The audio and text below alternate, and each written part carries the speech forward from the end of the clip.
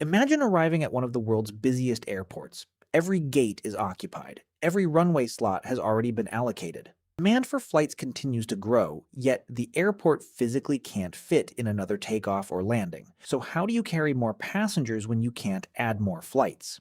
For almost 2 decades, the aviation industry's answer was simple: build a bigger aeroplane.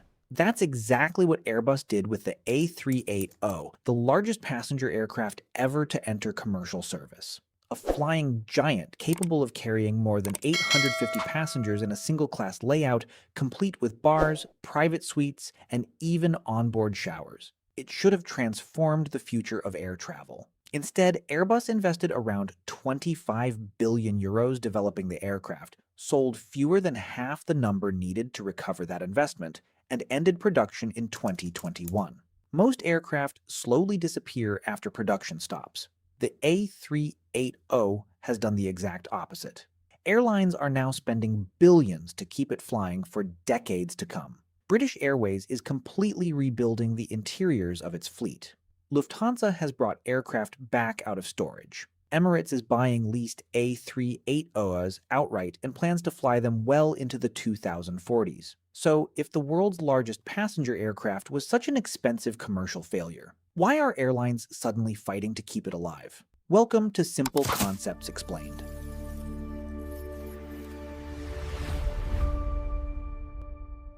Today we're pulling back the curtain on why the Airbus A380 refuses to die, why the aviation industry desperately needs something even bigger than today's largest twin-engine aircraft, and how Boeing and Airbus are quietly competing to build the aircraft that could finally replace the world's most iconic airliner. To understand why replacing the A380 has become such a difficult problem, we first need to understand what made it so special. Most passenger aircraft follow the same basic formula: a long aluminum tube, two wings, seats packed inside as efficiently as possible. Every new generation becomes lighter, quieter, and more fuel efficient, but the overall concept barely changes. The A380 broke that pattern. Instead of stretching the aircraft longer like the Boeing 747, Airbus stacked two full-length passenger decks on top of each other. Suddenly, designers had something they almost never enjoy inside an aircraft: space. Not just a few extra rows of seats, entire rooms. Before the aircraft had even entered service, airlines were proposing onboard casinos, gyms, lounges, and sleeping suites. Many of those concepts never made it into production, but they revealed something much bigger. For the first time in decades, airlines weren't simply selling transport. They were selling an experience. Singapore Airlines introduced enclosed first-class suites with fully flat beds. Emirates became famous for its onboard cocktail bar and showers. Etihad went even further, creating the Residence, effectively a three-room private apartment in the sky complete with its own butler. Almost nobody ever booked it. But that wasn't really the point. These features transformed the A380 into something marketers call a halo product, a product so extraordinary that it improves the reputation of everything surrounding it. Most Emirates passengers never used the shower. Most never visited the bar. Many weren't even sitting upstairs. Yet simply knowing those features existed changed how passengers viewed the airline. The A380 became an enormous flying advertisement. Its luxury image helped fill seats across the airline's entire network, including flights operated by completely different aircraft. But despite becoming one of the most recognizable aircraft ever built, its business case was quietly falling apart. The problem wasn't the aeroplane, it was the world around it. The A380 had been designed for a very specific type of airport: mega hubs, places like London Heathrow, Dubai, Singapore, and Hong Kong, where every runway slot is incredibly valuable. At these airports, adding another daily flight is often impossible. So airlines don't necessarily need more flights. They need each flight to carry more passengers. Imagine Heathrow has one available departure slot to New York. A Boeing 787 might carry around 300 passengers. An Airbus A380 can carry well over 500. Without adding another movement, the airline transports hundreds of additional customers. When runway capacity is fixed, bigger aircraft become incredibly valuable. But outside these congested hubs, the maths changes completely. Many airlines prefer flying smaller aircraft more frequently rather than filling one enormous aeroplane. Passengers also prefer having multiple departure times throughout the day rather than one giant flight. At the same time, aircraft like the Boeing 787 and Airbus A350 became dramatically more fuel efficient. They could fly directly between cities that previously required connections through major hubs. Instead of flying Manchester to Dubai to Sydney, passengers could increasingly fly directly. The entire aviation industry was shifting away from the very network the A380 had been designed for. And with four enormous engines burning vast quantities of fuel, operating the aircraft only made financial sense if airlines consistently filled hundreds of seats. Few could. Even fewer needed to. By 2021, Airbus delivered its final A380. Most people assumed that was the end of the story. Then, something unexpected happened. Passenger demand returned faster than anyone predicted. International travel surged. Premium cabins filled. Airports once again reached capacity. And suddenly airlines discovered they had a problem. The aircraft that was supposed to replace the A380 didn't exist. Boeing's answer was the 777X, the largest twin-engine passenger aircraft ever developed, longer than the 747-8, powered by the enormous GE9X engines, featuring folding wingtips so it can fit existing airport gates. On paper, it looked like the perfect successor. It promised significantly lower fuel consumption than previous wide-body aircraft while carrying well over 400 passengers. There was just one problem. Delay after delay pushed the program years behind schedule. Originally expected to enter service around 2020, certification problems, engineering issues, and supply chain disruptions pushed deliveries back again and again. Airlines couldn't wait. So instead of retiring their A380 fleets, they revived them. Lufthansa reversed its retirement plans. Qantas brought aircraft back from long-term storage. British Airways returned its entire fleet to service. Etihad did the same. Today, nearly 200 A380s are once again flying passengers around the globe. But airlines weren't simply bringing them back. They were spending extraordinary sums modernizing them. British Airways is replacing almost its entire premium cabin.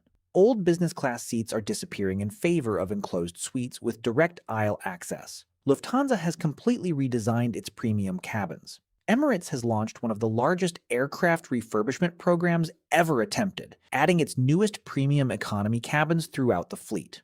At first glance, this seems completely irrational. Why spend millions upgrading an aircraft that has already stopped production? Because airlines have realized something. The A380 isn't just valuable because of how many passengers it carries, it's valuable because of who those passengers are. At airports like Heathrow, each takeoff slot is worth an astonishing amount of money. The smartest strategy isn't always squeezing on as many passengers as possible, it's maximizing the revenue earned from every single departure. One aircraft carrying hundreds of premium passengers can generate significantly more income than several smaller aircraft carrying mostly economy travelers. That's why many retrofits actually reduce the total number of seats. Airlines are deliberately removing economy rows to create larger business and first-class cabins. Fewer passengers, but much higher profits. Which brings us to the question every aircraft manufacturer is now asking. If airlines still need something this large, what replaces it? Right now, there are three serious possibilities. The first is a stretched version of the Boeing 777X, often referred to as the proposed 777-10. By extending the fuselage even further, Boeing could create an aircraft carrying close to 500 passengers while retaining the fuel efficiency advantages of two engines. It wouldn't quite match the A380's capacity, but it would come remarkably close while costing far less to operate.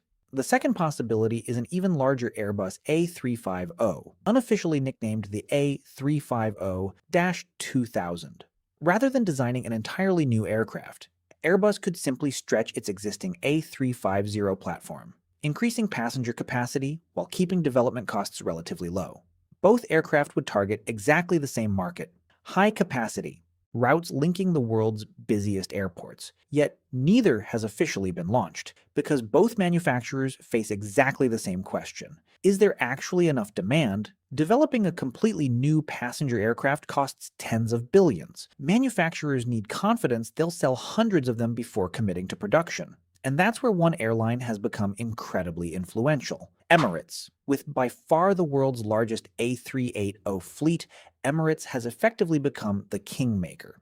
The airline has publicly encouraged Boeing to build an even larger 777. At the same time, it has also pushed Airbus to study a larger A350. Whichever manufacturer produces the most convincing aircraft stands to win one of aviation's biggest future orders. Then there's the third option, the aircraft many aviation enthusiasts secretly hope will happen, an A380neo. Imagine the same double-deck giant, but lighter composite materials, more efficient wings, next-generation engines, improved aerodynamics. In theory, fuel consumption could fall dramatically while retaining everything passengers love about the aircraft. Technically, it's possible. Economically, it's far less convincing. Restarting production would require rebuilding factories, suppliers, and production lines that no longer exist. Airbus would likely need to invest tens of billions of euros before delivering a single aircraft. And with most airlines now preferring efficient twin-engine aircraft, recovering that investment would be incredibly difficult. That's why most analysts believe the future belongs to very large twin jets rather than another four-engine super jumbo. But here's the fascinating part. Even if the A380 disappears, its influence won't. The aircraft fundamentally changed what passengers expect from long-haul flying. Cabin lighting designed around human sleep cycles, dedicated social spaces, private suites, premium economy, wellness zones, increasingly luxurious airport lounges. Many of today's biggest passenger experience innovations can trace their roots directly back to the A380. Even airlines developing completely new aircraft continue borrowing ideas pioneered aboard the Super Jumbo. Because the competition is no longer simply about fuel efficiency, it's about creating an experience passengers actively choose. In fact, many travelers now select flights based on the aircraft itself rather than the airline operating it. That's an incredibly rare achievement. Very few machines become destinations in their own right. The Airbus A380 did exactly that. It may have failed to meet Airbus's sales expectations. It may never have become the future every executive imagined. But it permanently changed what flying could feel like. And now as manufacturers search for its successor, they're discovering something the A380 proved years ago. Replacing a large airplane is relatively easy. Replacing an icon is something else entirely. If you enjoyed this video, let me know in the comments which aircraft you'd like us to pull back the curtain on next. And don't forget to subscribe to Simple Concepts Explained for more deep dives into the hidden engineering, economics, and infrastructure shaping our world. Thanks for watching, and I'll see you in the next one.